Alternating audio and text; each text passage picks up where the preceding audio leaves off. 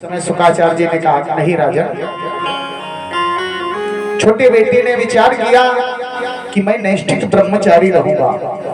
ऐसा विचार करके भगवान की तपस्या करने के लिए चले जाते हैं। व्यास जी ने भाव दिया, प्रिय व्रतो भागवतो आत्माराम कथम मुने गृह अमरतायन्मूलम कर्मवन्द पराभवः। आज प्रियव्रती ने विचार किया कि ये संसार है और इस संसार की माया में मुझे नहीं फंसना है। माया कहते किसे है? माँ माने नहीं और या माने जो है नहीं वही दिखाई दे, उसी को हम माया कहते हैं। तो उन्होंने भगवान का यजन करना प्रारंभ किया। यजन करते करते तपस्या करके उन्होंने एक दिव्य रथ प्राप्त किया और दिव्य रथ प्राप्त करने के उपरांत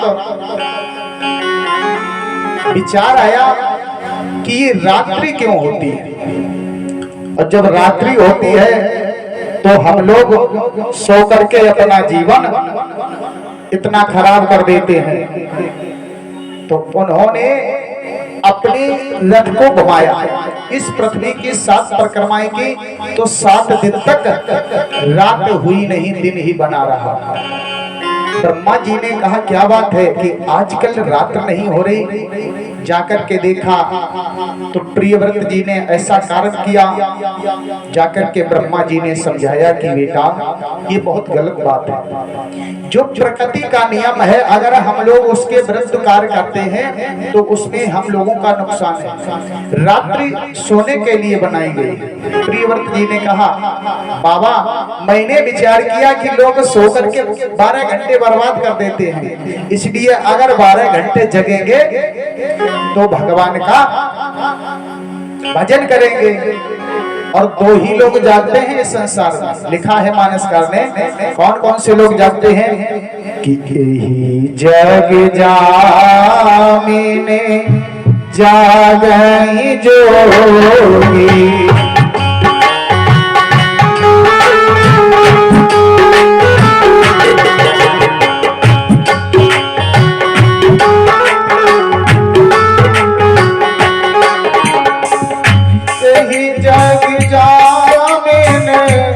यही जग जामिने जागई जोगी, परमारथी प्रपंच वियोगी।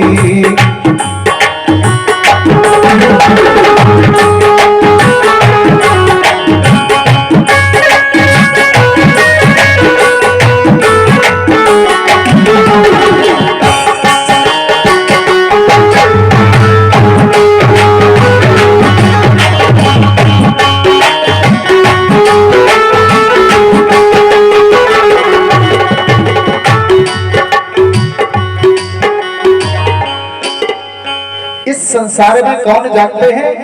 रात्रि में या तो योगी जागते हैं और या भोगी, क्योंकि योगी भगवान का यजन करते हैं और भोगी लोग भी से वासनाओं में लिप्त रहते हैं। बस फर्क कितना है, कोई स्वर्ग मार्ग ढूंढ रहा है, कोई नरक का मार्ग ढूंढ रहा है। मार्ग तो 2 ही है, एक निर्वृत्ति और एक प्रवृत्ति, जो भी जिसको अच्छा लगता है। उसी समय जब ब्रह्मा जी ने समझाया, अपना व्रत त्याग दिया, उन्होंने इस पृथ्वी के 7 परिक्रमा किए। प्रियव्रत जी ने रथ से तो सप्तद्वीप वसुंधरा हो गई। इन्होंने विश्वकर्मा की पुत्री बृहस्पति से विवाह किया, उससे 10 पुत्र उत्पन्न किए। आग्नेन्द्र, इंद्रजौ, यज्ञबाहु, महावीर इत्यादि। उनकी दूसरी पत्नी, उससे 3 पुत्र उत्पन्न हुए हैं, उत्तम, तामस, रैवत, जो आगे चलकर के मनवंतर हुए हैं। तथा उन्होंने अपनी कन्या ओजस्वनी का विवाह शुक्राचार्य जी से किया और शुक्राचार्य जी आज जो देवयानी शुक्राचार्य जी की पुत्री है, ये प्रियव्रत जी की रिश्ते में नाते आग्नेत्र जी ने पूर्व चित्ती अप्सरा से विवाह किया, उससे 9 पुत्रों को जन्म दिया। उसमें से सबसे बड़े नाभ ही थे। नाभ के हुए ऋषभदेव, ऋषभदेव जी के हुए भरत जी। भरत जी ने विचार किया राज्य करते करते, क्यों कि अब परमात्मा ने हमें ये शरीर दिया है तो हम भगवान का भजन करेंगे। और भरत जी ऐसा विचार करके अपने पुत्रों को राज्य दे करके वन में गए हैं, क्योंकि सिद्धांत कहता है संत कहाए असी नीत दसानन, चौथे पन जाई न पुकारन। चौथे पन में जंगल में जाना चाहिए, ऐसा विचार करके महाराज जंगल में गए हैं भगवान का यजन करने के लिए, राज्य छोड़ करके। लेकिन परमात्मा को कुछ और मंजूर था। जैसे ही जंगल में पहुंचे हैं तो एक दिन की बात, ये नदी में सूर्य भगवान को जल दे रहे थे। उसी समय एक मृगी जल पीने के लिए आई है।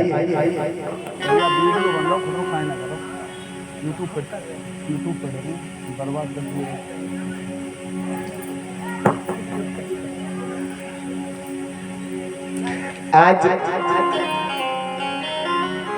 बोली गोविंद भगवान की। महाराज भरत जल प्रदान कर रहे थे सूर्यदेव को। उसी समय एक हिरणी जल पीने के लिए आई, और जैसे ही हिरणी जल पीने के लिए आई, उधर से एक सिंह ने दहाड़ लगाई। और जैसे ही सिंह की दहाड़ को सुना तो मृगी भयभीत हो गई। उसने अपने प्राणों को बचाने के लिए जल में ही छलांग लगा दी। और जैसे ही जल में छलांग लगाई तो वो गर्भवती थी। उसका गर्भ उसी जल में स्खलित हो गया। हिरणी तो उधर निकल गई, लेकिन जाते ही वो समाप्त हो गई, मर गई। जब हिरणी मर गई, इधर क्या हुआ, भरत जी जो जल तर्पण कर रहे थे, वही मृगी का बच्चा डुबकी लगाते हुए उछलता डूबता उन्हीं के पास से निकला। तो उन्होंने उस बच्चे को उठा लिया। विचार करने लगे इसकी माँ तो मर गई है, अब इसका कोई नहीं इस संसार में है। उस मृग के बच्चे को अपने आश्रम पर ले आए। भगवान का भजन करते हैं, ध्यान रहता है कि बच्चा मृगी का भूखा होगा, तो उसके लिए कोमल कोमल घास लाते हैं, उसको खिलाते हैं। धीरे धीरे समय व्यतीत हुआ तो वो बच्चा मृग का भरत जी को ही अपना पिता मानने लगा। आराम से जैसे ही भरत जी पूजा करने के लिए बैठते हैं, संध्या करने के लिए, और वैसे ही मृग का बच्चा आता है, पीछे से पीठ खुजलाने लगता है, तो आराम से गोमुखी को निकाल के रख दिया और उस बच्चे को गोद में ले लिया। और कहते हैं देखो ये मुझे अपनी माँ समझता है, इसकी माँ तो जन्म देने के बाद ही समाप्त हो गई। भगवान की माया में भरत जी लिप्त हो गए, क्योंकि भगवान की माया महाठगनी हम जाने। कबीरदास जी कहते हैं ये माया ठगनी है, किसी को नहीं इसने छोड़ा।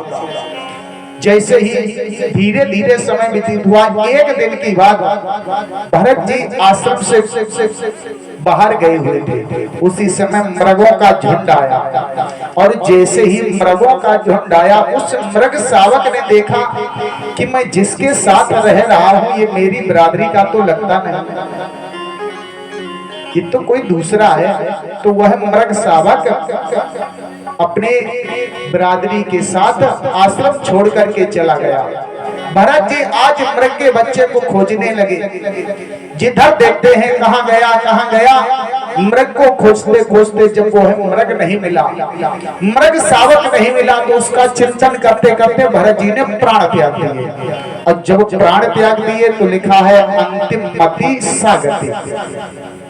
अंतिम समय प्राण निकलते समय आप जिसका ध्यान करोगे, अगर पुत्रों का ध्यान कर लिया तो पुत्रों के ही पुत्र बन करके आना पड़ेगा। अगर आपने याद किया कि महाराज हमने मकान बनवाया, रुपया 2 करोड़ लगाए, तो भगवान तुमको तुरंत चूहा बना करके भेज देगा उसी घर में रहने के लिए। इसलिए जैसे ही जीवन समाप्त हुआ, भगवत कृपा से पुनः मृग योनि में जन्म हुआ। जब मृग योनि में इनका जन्म हुआ, अब इन्हें पूर्व जन्म का ज्ञान है, भगवान की ऐसी कृपा, क्योंकि इनको विस्मृति नहीं होती। पूर्व जन्म का ज्ञान होने के कारण इन्होंने भोजन करना बंद कर दिया। धीरे धीरे मृग शरीर भी छूट गया। पुनः भगवान की कृपा हुई तो इन्होंने एक ब्राह्मण कुल में जन्म लिया, और जब ब्राह्मण कुल में जन्म लिया तो इनका फिर नाम भरत ही रखा गया। जब नाम इनका भरत रखा गया, भरत जी को इस जन्म की भी याद, विचार कर रहे कि मैं कभी राजा हुआ करता था, एक बार मृग के झंझट में फंस गया तो मुझे मृग बनना पड़ा। तो इस बार भगवान ने कृपा की है, ये मानव देह हमें प्रदान की है, अब हम ये मौका अपने हाथों से नहीं जाने देंगे। ऐसा विचार करके इन्होंने किसी से बोलना चालना उचित नहीं समझा, अभी तो निजानंद मस्ती में घूमने लगे, किसी से कुछ लेना देना नहीं। भाइयों में इनके 5 भाई हैं, सबसे छोटे हैं, बड़े प्रेम से रहते हैं। जब तक भाई प्रेम से रखते रहे तब तक रहे। पिताजी ने विचार किया कि ब्राह्मण बालक है, चलो कुछ नहीं तो इसका यज्ञोपवीत संस्कार कर दिया जाए तो ठीक रहेगा। यज्ञोपवीत संस्कार करवाया। उसके बाद पिताजी ने इनको गायत्री मंत्र देना सोचा कि गायत्री मंत्र सिखा दे, क्योंकि ब्राह्मण का सर्वोच्च मंत्र है, ब्राह्मण का नहीं वेद का ही सर्वोच्च मंत्र है गायत्री। अगर जो भी ब्राह्मण बालक गायत्री का नित्य प्रत जप करता है तो उसे संसार में ये भूत प्रेत कुछ नहीं उसका बिगाड़ सकते। लेकिन नहीं, उसका विधान है शाप विमोचन विनियोग इत्यादि सब करना चाहिए। ऐसे नहीं होगा, क्योंकि हर एक चीज के नियम कुछ हैं। जैसे हम लोग भोजन भी करते हैं तो सबसे पहले कहाँ से प्रणाली है कि खेत तैयार किया गया, उसके बाद उसको बोएंगे, 6 महीने इंतजार करेंगे, फसल तैयार होगी, काटेंगे। उसी प्रकार से प्रत्येक चीज के नियम है। अगर हम नियम से करेंगे तो उसमें स्वाद मिलेगा, और अनियमित होंगे तो उसमें स्वाद नहीं मिलेगा। कुछ लोग नहाते नहीं, विचार करते रहते का नहा लेंगे, ऐसा नहीं। पवित्रता अब तो सरकार भी स्वच्छता अभियान चला रही है, लेकिन पवित्रता पहले ही चली गई। इसलिए आज जैसे ही पिताजी ने सोचा कि बालक को गायत्री मंत्र याद करा दें, भरत जी ने दिमाग लगाया कि अगर आज हमने गायत्री मंत्र याद कर लिया तो पिताजी कल कहेंगे बेटा सत्यनारायण की कथा याद कर लो, ब्राह्मण बालक हो, पुरोहिती कर्म करके अपना जीवन यापन कर लोगे। तो पिताजी गायत्री मंत्र सुना रहे हैं और भरत जी बैठे बैठे सुन रहे हैं। 4 घंटे हो गए। पिताजी ने कहा बेटा कुछ याद हुआ? भरत जी ने कहा कि पिताजी जितनी देर से आप हमें मंत्र सुना रहे हो उतनी देर से मैं देख रहा हूँ इस बिल में 9,999 चीटियां प्रवेश कर गई। पिताजी ने कहा ये तो मूर्ख है, बिल्कुल जड़ है। तो अब इनका नाम पड़ गया जड़ भरत। जब तक माता पिता जीवित रहे भोजन मिलता रहा, और जैसे ही माता पिता का शरीर शांत हुआ, भरत जी की व्यवस्थाएं बदल गई। अब घर में कौन आ गई? भाभियां। और जब भाभी आई जाए तो भैयन में कितो प्रेम हो,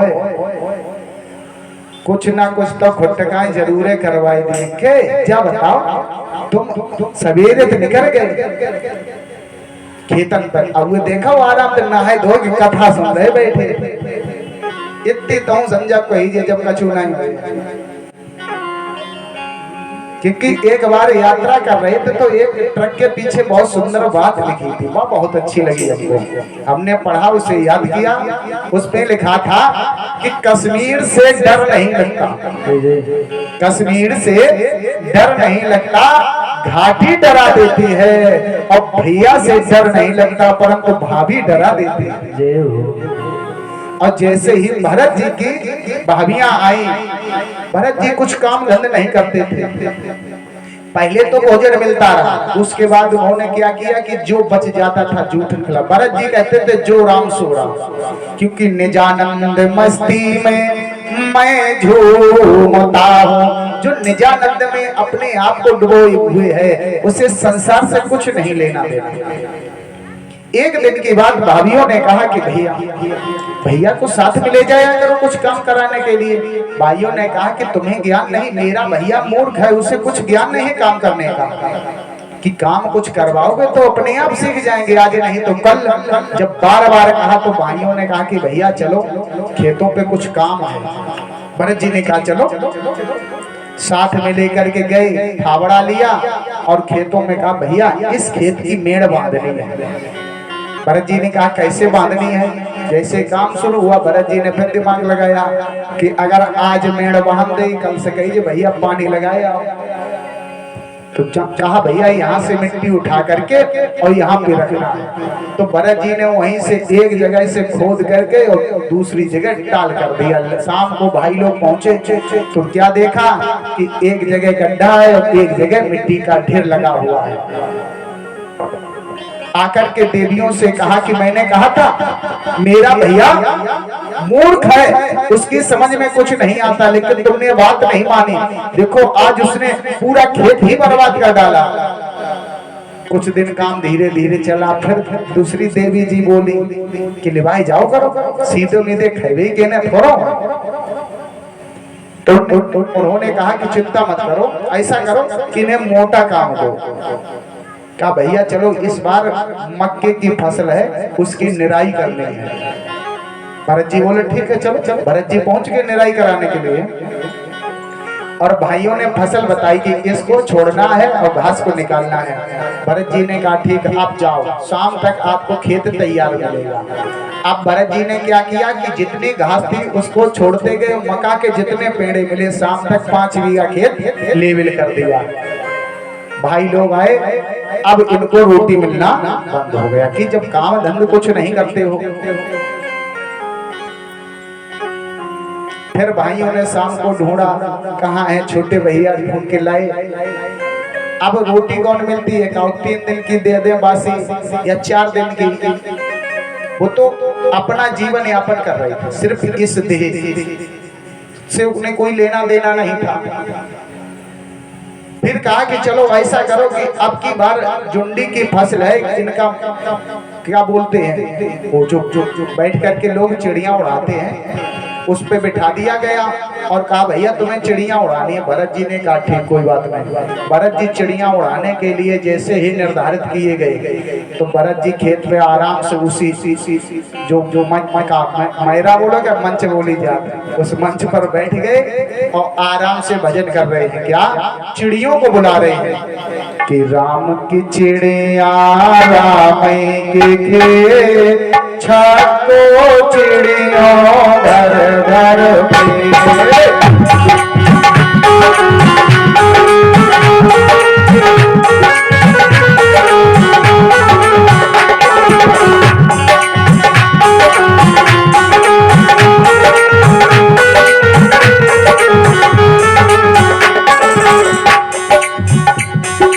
राम की चिड़िया राम के सबको चिड़ियों भर भर के।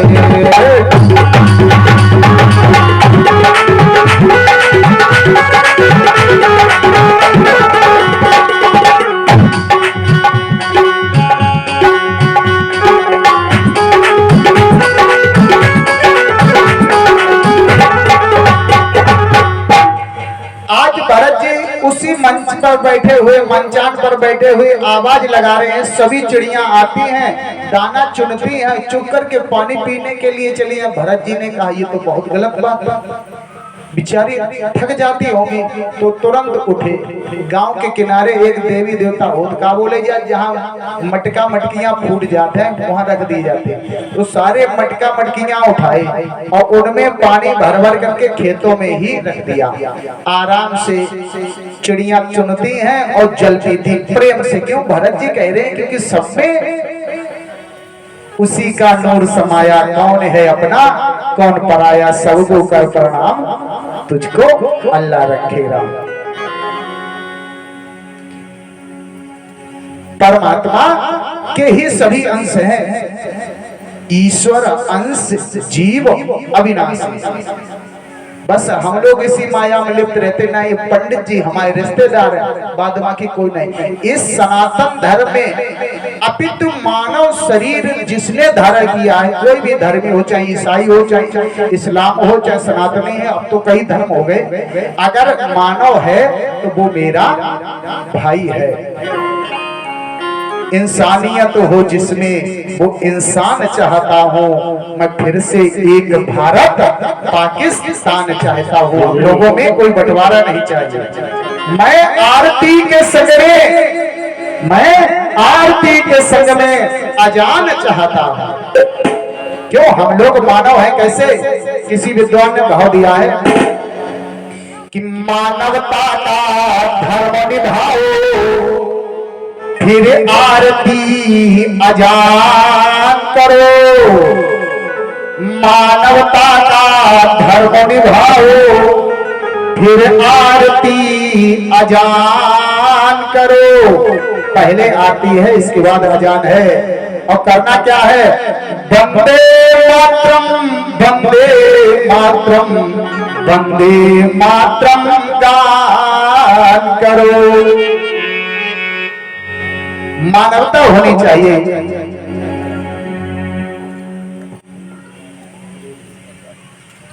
इसलिए भरत जी ने आज जल ला करके रख दिया है। अब चिड़िया जल पीती है प्रेम से। भाइयों ने देखा कि सारी फसल चौपट हो गई है, आकर के देवियों से कहा कि इस बार भी उसने सारी फसल को चौपट कर दिया है। लेकिन जिस समय फसल काटी गई तो जिस खेत में 5 कुंटल हुआ करता था उसमें 15 कुंटल हुए, क्योंकि भगवान का वचन है, जो तू आवे एक पग मैं आऊं पग साथ, और जो न चले तू एक पग तो मैं लोहे की लाट। इसलिए परमात्मा कहते हैं अगर तुम हमारे लिए 10 रुपए खर्च करोगे तो मैं तुम्हें 100 रुपए देने के लिए तैयार हूं। लेकिन आजकल लोग का ना महाराज 2 रुपया नहीं करें। जब फसल काट गई अब सभी लोग भरत जी को ढूंढ रहे हैं, कह रहे हैं भरत भैया कहाँ है, अगर मिल जाए तो मैं भी अपनी फसल की रक्षा उन्हीं से करवाऊंगा। भरत जी ने देखा कि अब अधिक लोग हो गए तो उन्होंने घर छोड़ दिया। आज भरत जी के जीवन में एक घटना घटी। एक डाकुओं का सरदार था, उसने माता जी से निवेदन किया कि हे काली मैया, यदि मुझे पुत्र प्राप्त हुआ तो मैं तुम्हें नरबलि चढ़ाऊंगा। तो भगवत कृपा से उसको बालक प्राप्त हुआ। अब उसने नर बलि के लिए एक मनुष्य को निर्धारित किया, और जिस समय उसे निर्धारित किया पूजन पाठ हुआ, बलि चढ़ने वाली थी। पंडित जी ने देखा कि उसकी एक उंगली नहीं है। पंडित जी ने कह दिया ये तो खंडित पात्र है, इसकी बलि नहीं हो सकती, इसका बलिदान नहीं चढ़ाया जा सकता। तो उसी समय डाकुओं के सरदार ने कहा कि जाओ जो भी मिल जाए उसको पकड़ करके लाओ। तो आज डाकू लोग गए तो भरत जी ही मिल गए, और जैसे ही भरत जी को देखा है झपट करके पकड़ लिया और पकड़ करके लाए। लेकिन भरत जी ने कुछ नहीं कहा, क्योंकि हट्टे कट्टे थे, बोलते नहीं, मौन रहते थे, मौन व्रत धारण कर रखा था। आकर के उनको नहलाया धुलाया गया। नहलाने धुलाने के बाद बढ़िया भोजन कराया गया, वस्त्र आभूषणों से सुसज्जित किया गया, और ले जाकर के आज मंदिर में खड़ा कर दिया और कहा भरत जी से सर झुकाओ। भरत जी ने माता जी के हाथ जोड़े और सर झुका लिया।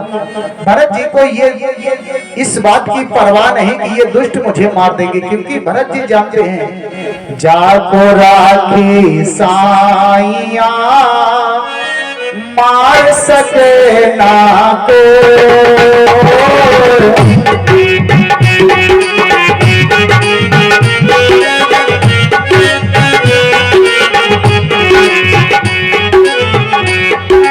जाको राखे साइया मार सके ना को।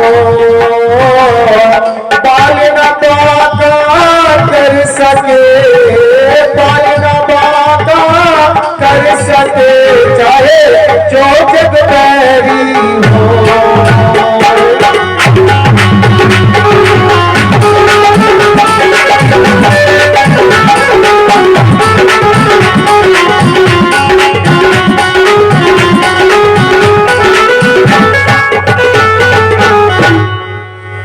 भरत जी ने सर जैसे ही झुकाया, इधर जगत जननी माता ने विचार किया मेरा बेटा तो अबोध है, कुछ नहीं कह रहा, लेकिन ये दुष्ट इससे मार देंगे। जैसे ही खाना उठाया है तो भरत जी नेत्र बंद किए, सर झुकाए बैठे थे और खाना चलाना चाहा तो आज माता की मूर्ति से भद्रकाली मैया प्रकट हो गई और भद्रकाली मैया ने सभी का वध कर दिया। और जब भरत जी ने सर उठा करके देखा तो क्या देखा कि सभी मरे पड़े हैं। भरत जी ने कहा माता ये क्या हो गया। मैया ने कहा बेटा ये दुष्ट तुम्हें मारना चाहते थे, इसलिए मैंने तुम्हारी रक्षा की थी। उसी समय आज भरत जी ने कहा मां जिसकी रखवाली मैया स्वयं करती हो उसे कौन मार सकता है।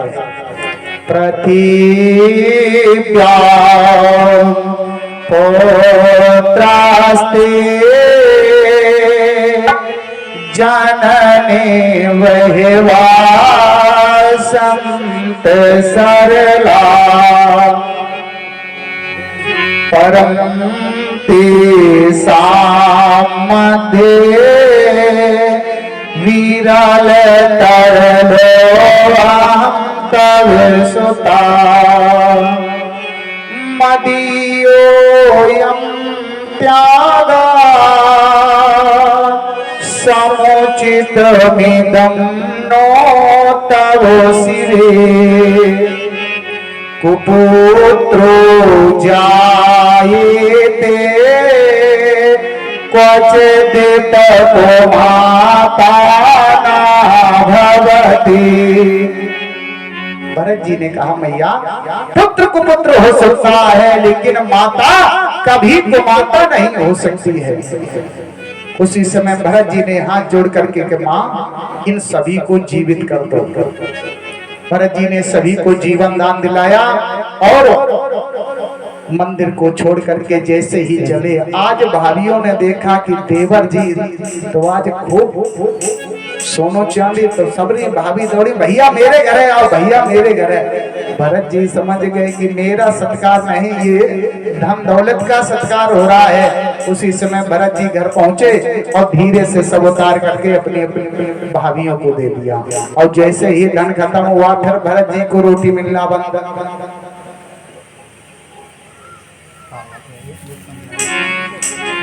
भरत जी को रोटी मिलना फिर बंद हो गया। अब भरत जी ने घर छोड़ दिया, सोचा कि कब तक इधर उधर भटकेंगे, अब जंगल में जाते हैं। तब तक सिंध सौवीर नरेश रहुगढ़ सत्संग करने के लिए जाता था अपने गुरु के यहाँ। रास्ते में अचानक पालकी ढोने वाला एक सेवक बीमार हो गया और जैसे ही सेवक बीमार हुआ अन्य सेवकों ने कहा कि भैया महाराज जो मेरा साथी है वो बहुत बीमार है, इसलिए वो पालकी लेकर के नहीं चल सकता। तो उसी समय राजा ने कहा जाओ किसी दूसरे व्यक्ति को ढूंढ करके लाओ और उसे पालकी में लगाओ, क्योंकि मुझे सत्संग में जल्दी पहुंचना है।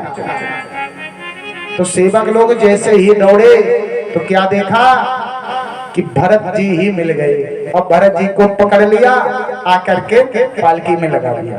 भरत जी ने कुछ नहीं कहा और जैसे ही पालकी में लगाया है, भरत जी अपनी मस्ती में जा रहे थे, लेकिन विचार करते हैं कि मेरे पैरों से भी कोई जीव जंतु ना मर जाए। तो चींटियां दिखाई पड़ी, तो इन्होंने छलांग लगा दी और जैसे ही छलांग लगाई तो राजा रघुवर पालकी में उछला और उसके सर में जैसे ही लगा और गिर पड़ा। कहा कौन है? ठीक से चलना नहीं आता। सेवकों ने कहा कि महाराज ये जो नया सेवक लगा है ये बीच में उछल पड़ता है, पता नहीं क्या बात है। झांक करके देखा कि हाँ बेचारा दुबला पतला है, इसलिए उस पे चला नहीं जाता। भरत जी ने कोई उत्तर नहीं दिया, फिर चल पड़े। अब की बार चींटियों की लंबी कतार थी, तो इन्होंने पहले से अपनी धोती समेटी और लंबी छलांग लगाई। तो राजा साहब हड़बड़ा गए एक बार, झांक करके देखा, फिर डांट लगाई। सेवकों ने वही बात कह दी। अब उपहास करने लगा रघुवर भरत जी का कि हाँ बेचारा दुबला पतला है, चल नहीं पाता है, देखो जर्जर शरीर है। उसी समय भरत जी ने विचार किया कि अगर आज मैं नहीं बोलूंगा तो संसार के लोग कहेंगे जिसका भार स्वयं जड़ भरत ने अपने कंधों पर धारण कर लिया था, उस राजा रघुवर को भी नरक में जाना पड़ा। उसी समय आज भरत जी ने बोलना प्रारंभ किया है।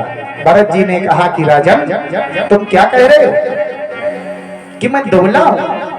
दुबला पतला होना ये सब शरीर की क्रियाएं हैं, आत्मा की नहीं। और तुम कह रहे हो कि मैं तुम्हें दंडित करूंगा, तुम मुझे दंडित नहीं कर सकते।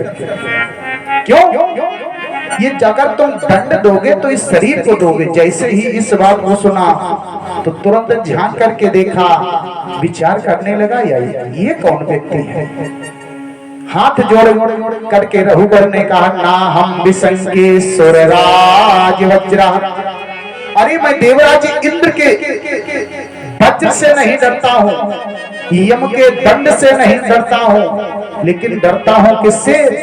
ब्राह्मण के क्रोध से। कहीं आप ब्राह्मण तो नहीं, अर्थात मेरे गुरुदेव दत्तात्रेय तो नहीं है आप कपिल तो नहीं है। कौन है? कस्तम निगूढ़स। आप ये बात कर रहे हैं, कौन है? आपके कंधे पर ये यज्ञोपवीत सुशोभित हो रहा है, हमें लगता है आप कोई ब्राह्मण है। जैसे ही अवधूतों का वेश बनाए हुए आप कौन है? इस बात को कहा। इस बात को सुनते ही रघुवर पालकी से उतर पड़ा और कहा महाराज आप कह रहे हो कि मोटा पतला होना शरीर की क्रियाएं हैं कि? बिल्कुल, ये सारी क्रियाएं शरीर की हैं। हम मोटे पतले होते हैं तो आत्मा तो उतनी है, चाहे हाथी में हो चाहे चींटी में हो। इस बात को कहा, समझाया। तो वो कहने लगा कि महाराज जी एक बात बताओ, जैसे कि बटलोही को चूल्हे पर रखा जाए और उससे अग्नि का ताप दिया जाए, उसमें जल रखा जाए तो जल गर्म होगा और फिर उसमें चावल डाल दिए तो चावल सिद्ध हो जाते हैं। उसी समय भरत जी ने कहा कि राजन करते तो तुम सत्संग हो, लेकिन तुम आत्मा को कहां से जोड़ रहे हो? ये सावयव वस्तुएं हैं। और वो कैसी है? गीताकार कहते हैं नैनम छिद्रन्ति शस्त्राणि नैनम दहत पावका। ना तो उसे शस्त्र काट सकता है, ना अग्नि जला सकती है, ना वायु सुखा सकती है। तुम उसको यहाँ लगा रहे हो, चरणों पर गिर पड़े। कहीं कहीं प्रमाण मिलता है ये जो रघुगण है यही वही मृग रघुगण बनकर के आया है, जिसकी सेवा की थी, आज कंधों पर धारण किए घूम रहे हैं। उपदेश दिया है, समस्त वस्तु जैसे ही उपदेश को सुना भयभीत हो गया कि हमसे तो आज अपराध हो जाता था, क्योंकि डरते किससे हैं? मात्र ब्राह्मण से। जो काहू के मारे न मरही और विप्र रोष पावक सो जरहि। अगर कोई व्यक्ति अपने आप को ज्यादा बलशाली समझता हो, अभिमान करता हो, बस ब्राह्मण से विरोध कर ले, अपने आप समाप्त हो जाएगा। आए 2 बार नाम संकीर्तन करें, उसके बाद प्रभु की अन्य कथाओं में प्रवेश करते हैं। कि सब जग को नहीं